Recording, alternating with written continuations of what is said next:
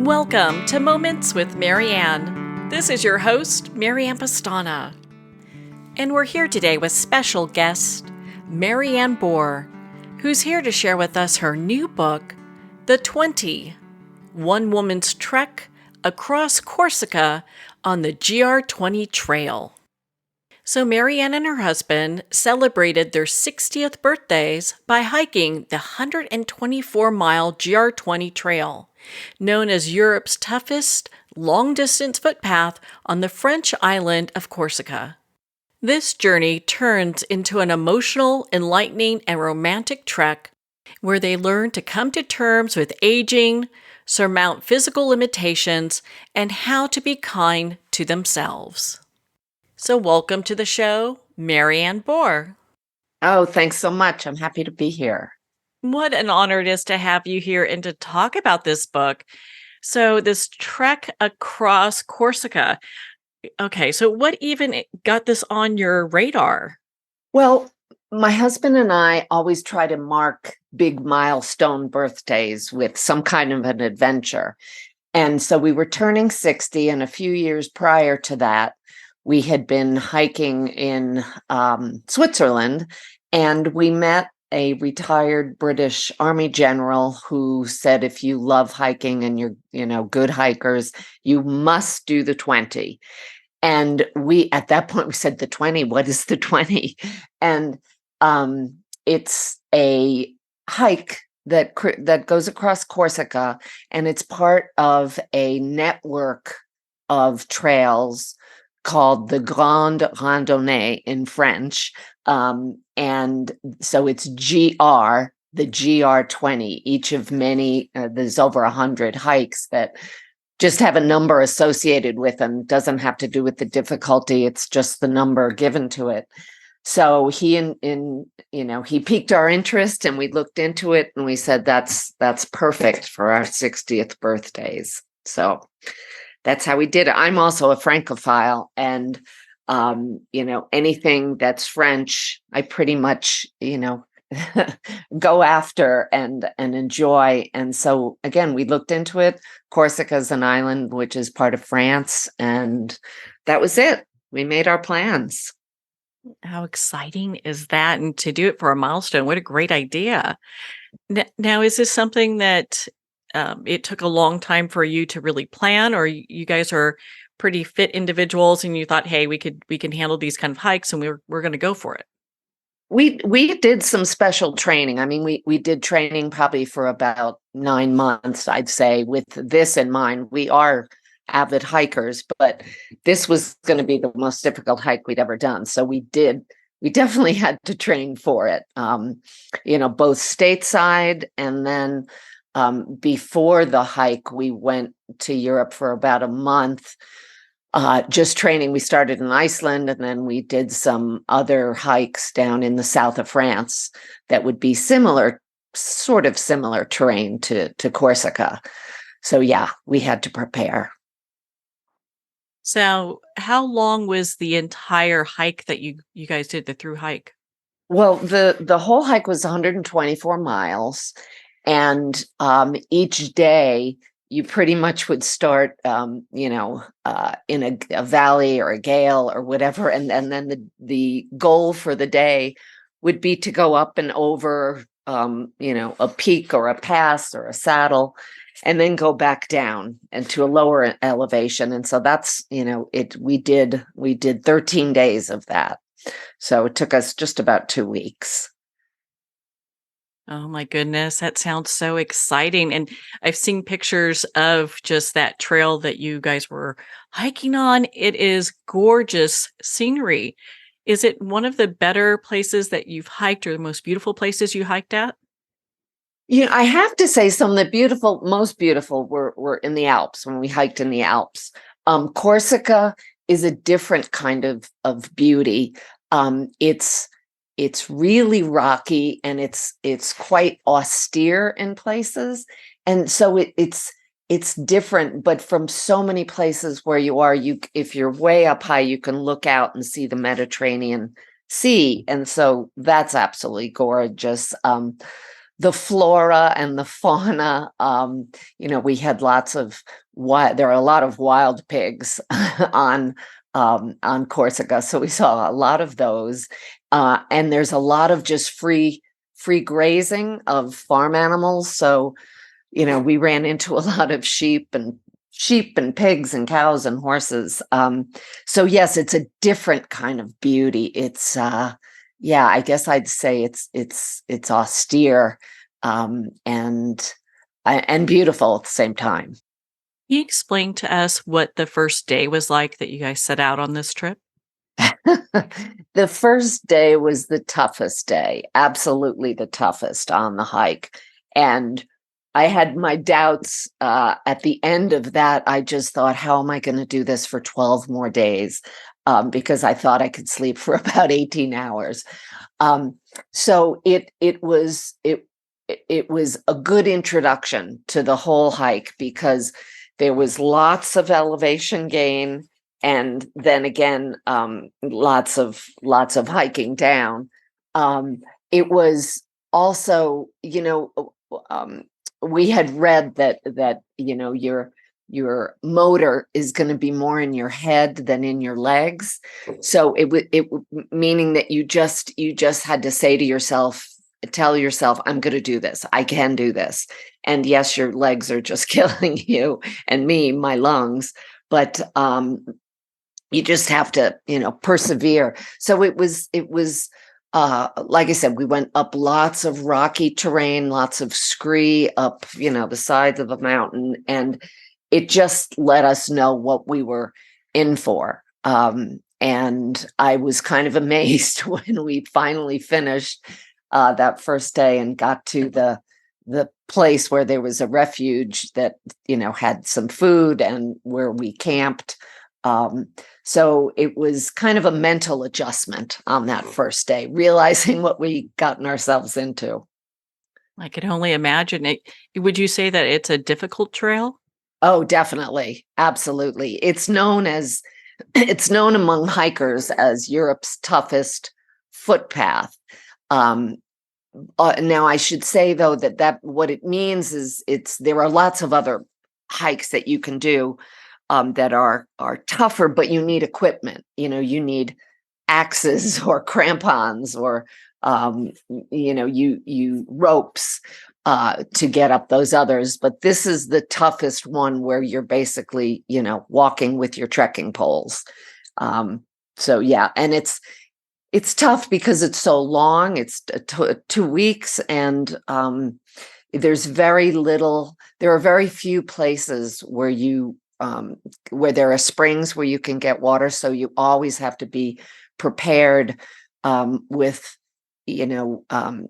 we had filters. So we filtered our water from whatever, even streams and springs that we came upon. So it's just really tricky making sure you have enough water.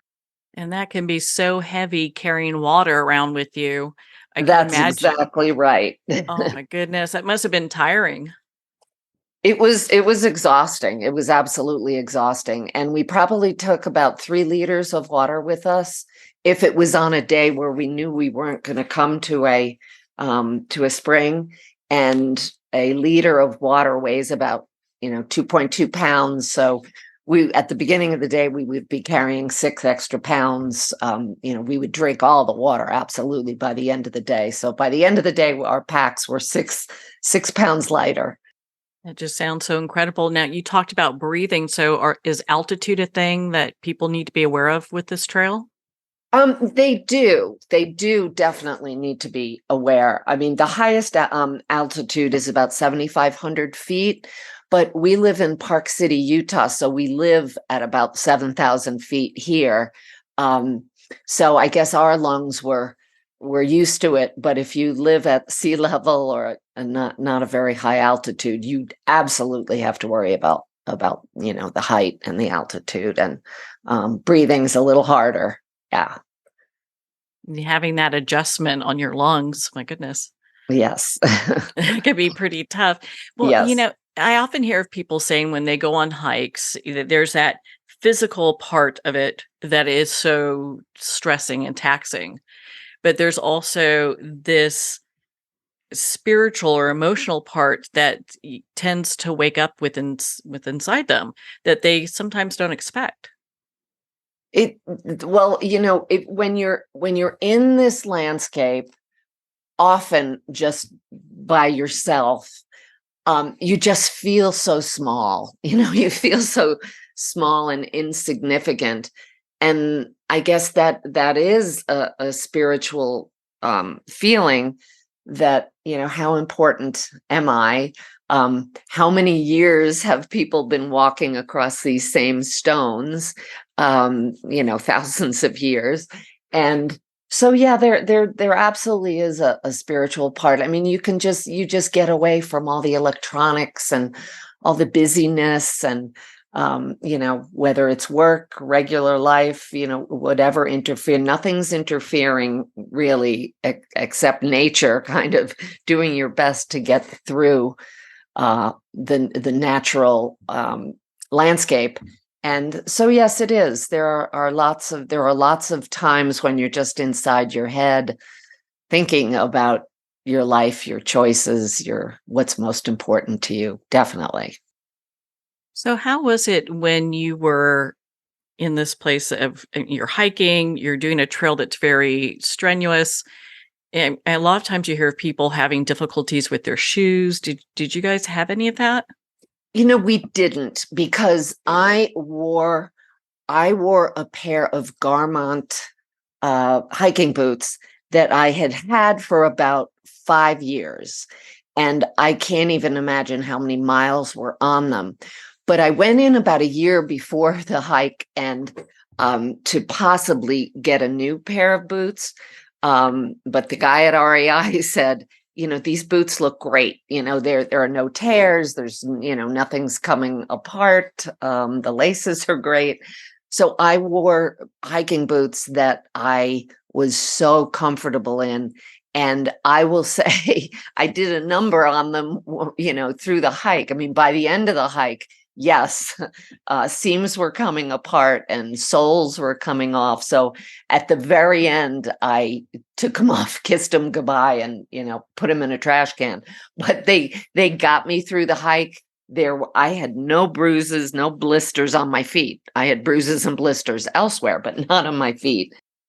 And my husband, the same. His shoes were probably 3 years old, so he'd really worn them in. The worst thing you can do is get a brand new pair that you haven't worn for at least a year, and attempt to hike like that. So he did have a few blisters, but nothing serious at all. We had plenty of moleskin that you could put on blisters, and also a great thing to put on blisters because it won't come off is duct tape. You just duct tape any hot spots or blisters, and that works really well. I definitely had bruises and scrapes, and I cut my leg at one point, not horribly, but scraped it, and but nothing. So I had those bruises and all, like from the pack, rubbing a bit on my hips, but not with my feet, thank goodness. Well, on that note, we're going to pause here for a quick break. We've been speaking with Marianne Bohr in regards to her new book, The 20, One Woman's Trek Across Corsica on the GR20 Trail. We'll be right back after these messages from our sponsors. Every day, pets are surrendered and abandoned. For these helpless and hurting animals, Paws Humane Society acts as a voice for the voiceless, providing hope for a brighter future. You can make a difference in the life of a shelter pet. Become a humane hero today. Just $10 a month will provide much-needed food, shelter, medical care, and love. It takes a community. It takes heroes like you. Together we can. Together we will. Together we are Paws Humane. Visit pawshumane.org to be a hero in every animal story. Are you an actor, public speaker, or an executive telling your story over Zoom? Jean-Louis Rodrigue and Scott Weintraub's new book, Back to the Body, takes the process they use to coach top Hollywood talent like Margot Robbie, Jack Black, and Ke Huy Quan and makes it available to everyone. Using your body and its energy as a point of departure, your work will gain an enhanced level of performance and depth. Back to the Body, available on Amazon and wherever books are sold. Dr. Richard London, who has 25 years of experience being known as the Man of Steel with the Heart of Velvet, presents the Life Wellness System, The Road to Yes, a mentoring system that brings you to becoming a wellness heir. Imagine having wealth, wellness, love, peace, and spirituality in abundance and balance now. Visit doctorateoflife.com or call 720-213-8021 for a free 15-minute wellness evaluation. I'd like to thank Jason Eastwood at Guitarfulness for sharing his inspiring music and talent with us. His music is known worldwide for cultivating atmospheres of harmony, inner peace, and clarity. Visit Jason's website at guitarfulness.com. Join his newsletter, be part of his community, and download his music.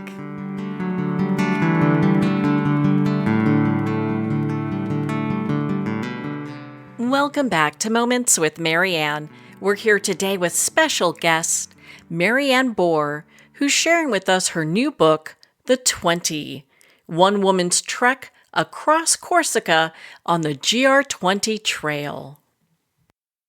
Before we left for break, we were talking about your boots and how those were for you on this hike.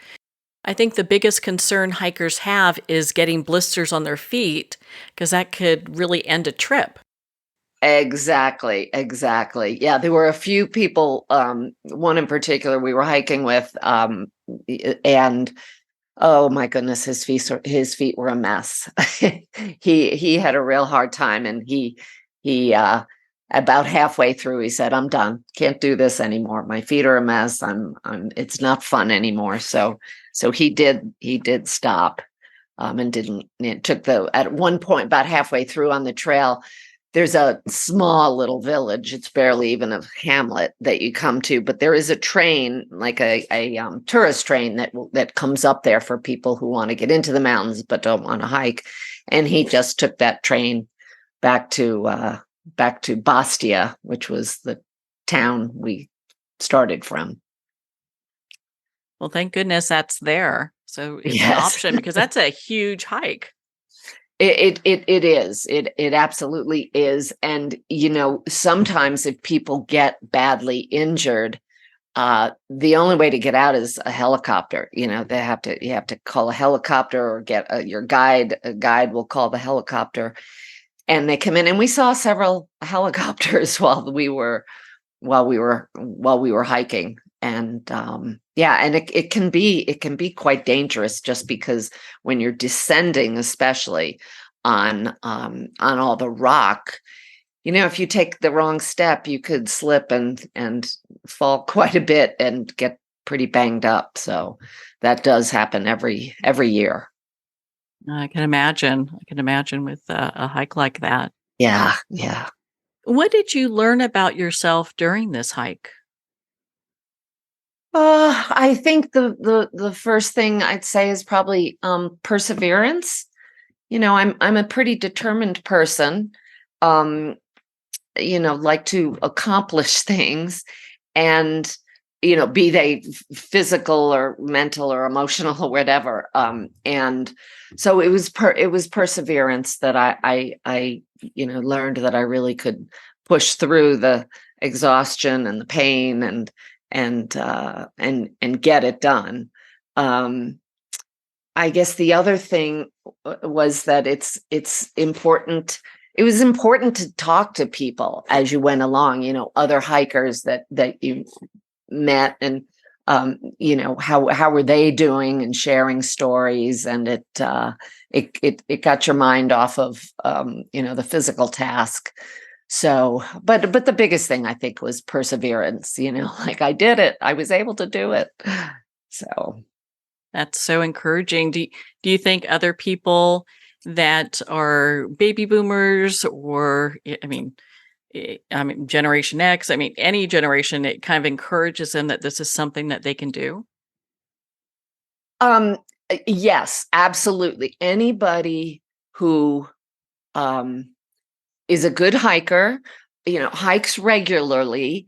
And like I said, it's got to be in your head. You have to want to do it, and you have to say, I can do it. I mean, I wouldn't encourage novice hikers to attempt this. Although, you could do part of the trail and then loop back and just go back down to where you started. So you could do pieces of it. But I would say, we met, we were 60 when we did it, but we met not many, but I'd say a good handful of hikers who were over 70 who did it. And I'd say the majority of people who were on the trail were more like in their 20s and 30s, and probably more men than women, maybe 2/3 men, 1/3 women. But yes, if you want to do it, it's you've got to train for it. But yeah, you can definitely do it. And it is an adventure, because Corsica it's just a pretty unique island, because it's French.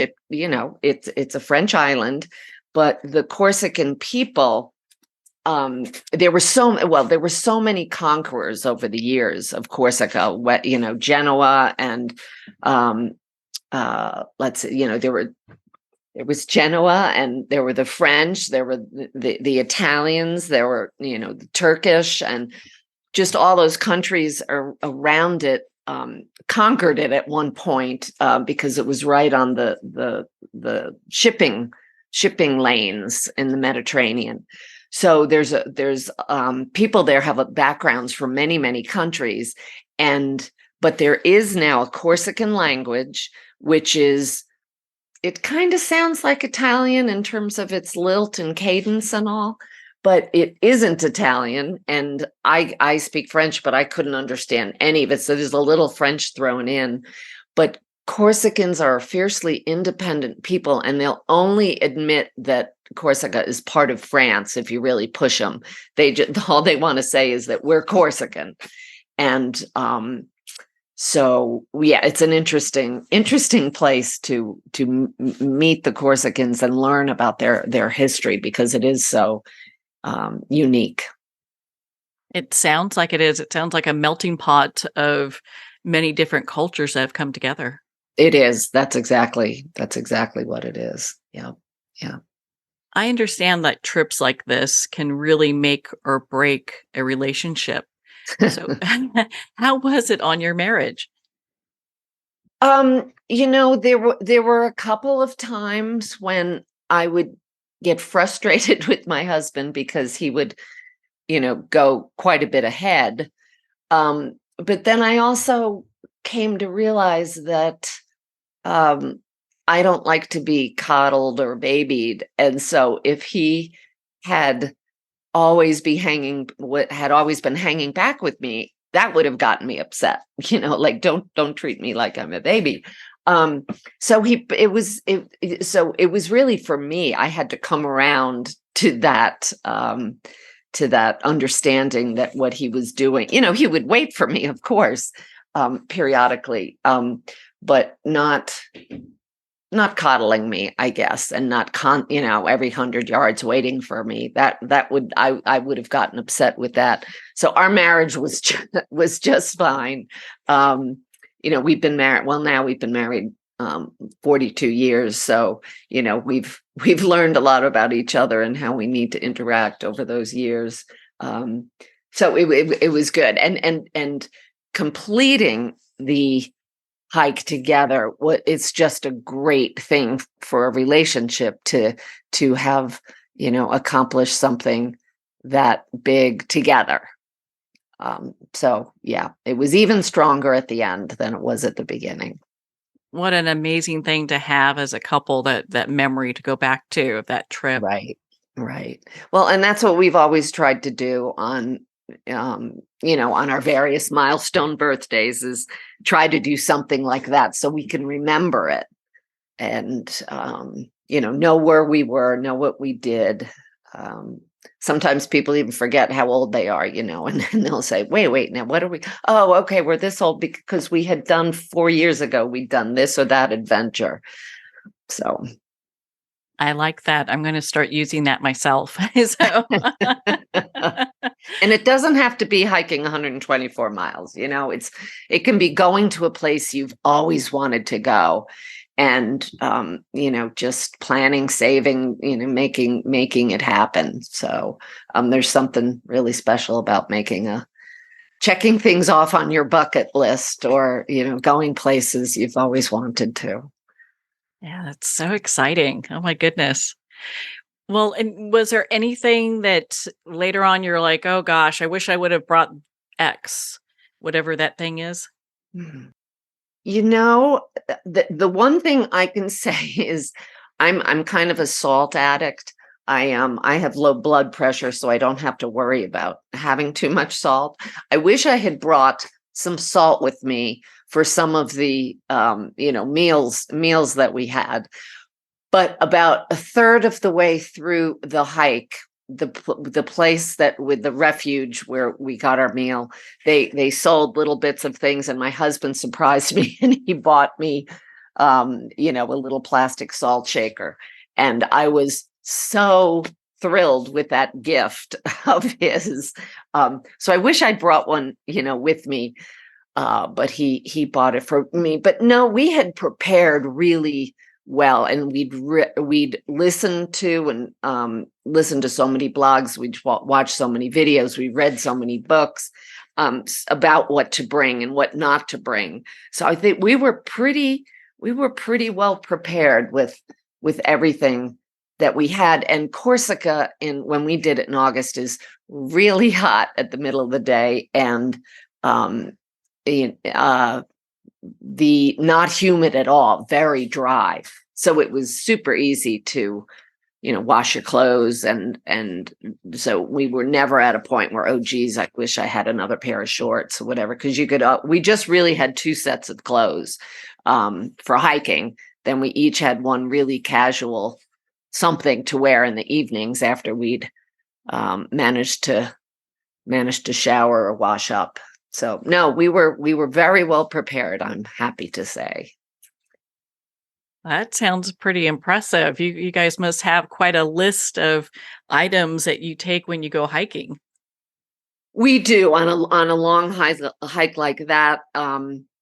Yes, although I would say yes, we do have a good checklist that we go through, and we also now we're big campers, so we will do camping these days, and yeah, you have to go through that checklist. Make sure not that we go camping for 2 weeks, but even for 3 or 4 days, yes, certainly we need our good list. So do you have another adventure planned? We do, actually. We were hoping to do it when we were 65, but of course there was COVID.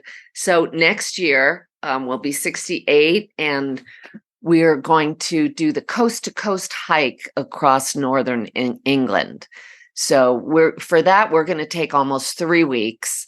It's 200 miles, and we start over on the west side, which is just west of the English Lake District, and we start on the Irish Sea in a town called St. Bees, and then we finish on Robin Hood's Bay on the North Sea.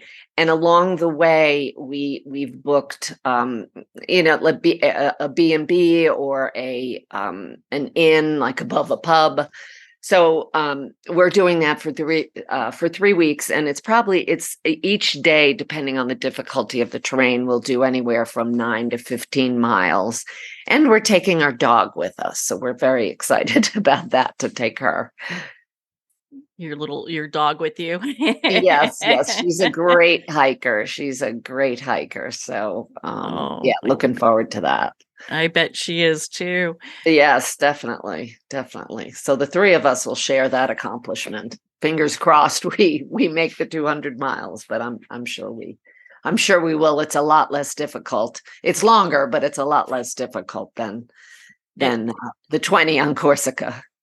Oh my goodness. And it sounds like it's just such a great way to see different parts of that area. And you can decide, oh, I like this part better. I want to stay more days here on another trip. Yeah, exactly. That's exactly right. And there's just nothing like hiking, walking places to really get to know them and feel them. I mean, it's really a feeling, that you get being in the outdoors. And also, yeah, so we're going to do that for most of the month of June next year. What an exciting trip. Well, Marianne, what do you want people to take away from the 20? One of the reasons I wrote the book was that many people, I could not believe how many people didn't even know what Corsica was or where Corsica was. So I'd love them to now be aware of Corsica, that it's part of France, that it's a beautiful island. And even if you're not going to hike the 20, there is so much gorgeous hiking, to do. So that's one thing. The other thing is that, age, you don't have to end adventure because of your age. I think it sort of brings out the child in you, the younger person in you when you do these adventures. And, adventure is good for us all. So, I mean, those are the two main things. Adventure doesn't end with age, and, consider a trip to Corsica. It sounds like such an adventure.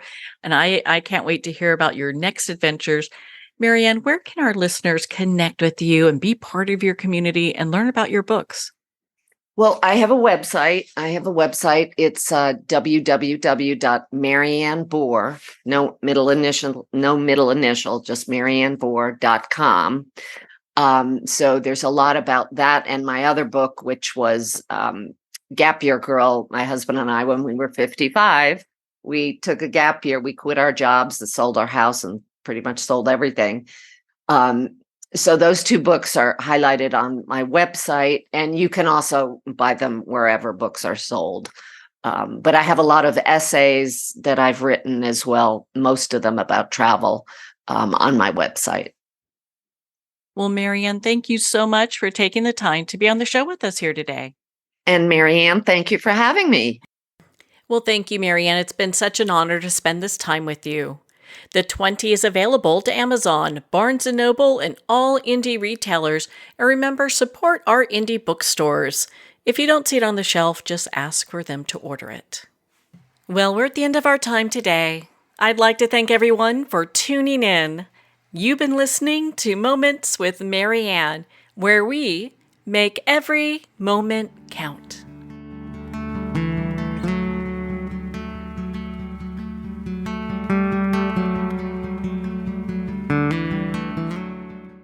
In a single moment, your life can change. Moments with Marianne is a transformative hour that covers an endless array of topics with the best of the best. Her guests are leaders in their fields, ranging from inspirational authors, top industry leaders, and business and spiritual entrepreneurs. Each guest is gifted and a true visionary, a recognized leader in her own work, and while teaching others to develop, refocus, and grow, Marianne will bring the best guest and sometimes a special surprise. Don't miss this. You never know just which moment will change your life forever. Make sure to tune in and visit momentswithmarianne.com for more information.